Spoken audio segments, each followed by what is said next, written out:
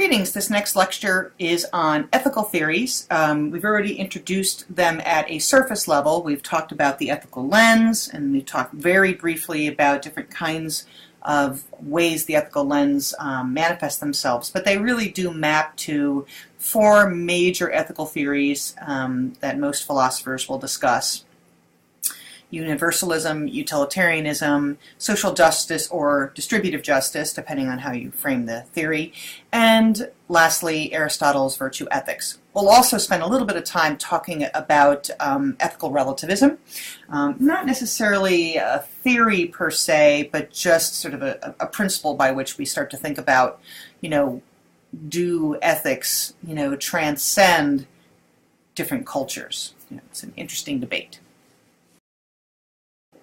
So just to refresh you, remember the 8 steps of ethical decision-making. Number 1, that we have to identify the issue and the dilemmas involved. We have to obtain all of the unbiased facts as much as we are able to. We have to choose among a number of alternatives. Our goal, of course, is to not just limit our choices to A or B, but to look for that moonwalking bear solution, as we've discussed, the non-obvious solution, which could be Y or Z. Next, we need to think about who are the stakeholders, who has an interest in what's going on, and then think about the impact of those alternatives on the stakeholders. This is a very complex process. It's not one that's easy. Problem is that a lot of companies like to short-circuit this step in the process, which is why many stakeholders don't feel like their issues are being addressed and thought about. Lastly, second to last rather, is to think about the additional assistance one might need. You're never on your own when you're making an ethical decision. It's always important to go to your profession or your organization, or at a minimum, somebody that you trust and love, that will give you good advice. Then you choose your action, and then of course, without saying, to monitor those actions. So these are all the important steps, and we'll be referring back to these, and we'll be practicing this throughout the class, obviously. So one of the big questions, of course, is why business ethics? What can business learn from philosophy? And of course, we can always learn important things from philosophy. Philosophy is a way of thinking, a way of critically analyzing something. It's a way of looking at fallacies and making sure that we are recognizing when fallacious arguments are being made. It's really easy for us to fall victim to all of those kind of decision-making biases, because fallacies, critical fallacies and decision-making biases go hand in hand. But the only way we're going to get an ethical social system in our culture, in our society, is to have boundaries around what we consider to be ethical behavior. And of course, then from there, in that subset, legal, appropriate legal behaviors.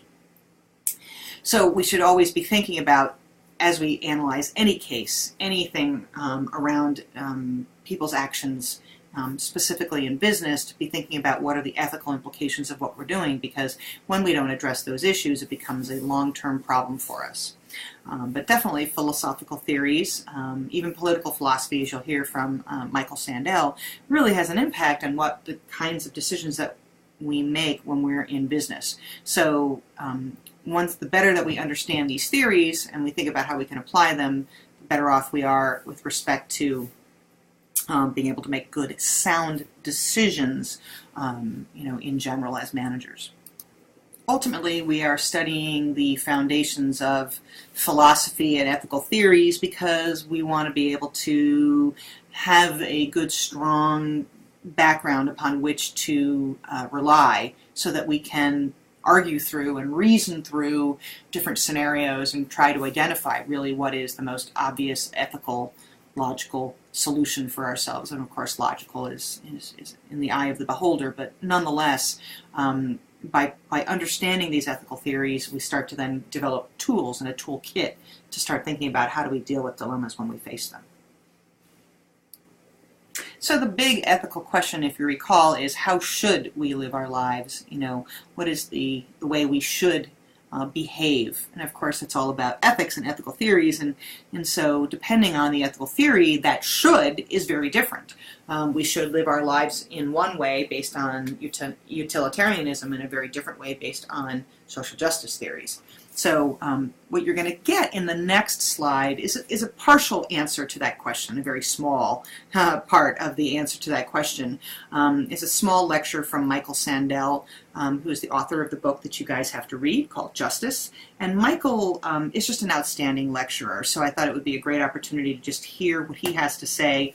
It echoes a lot of the stuff that you read in your book, but I think the way he delivers it is really helpful, this whole idea of the trolley car example.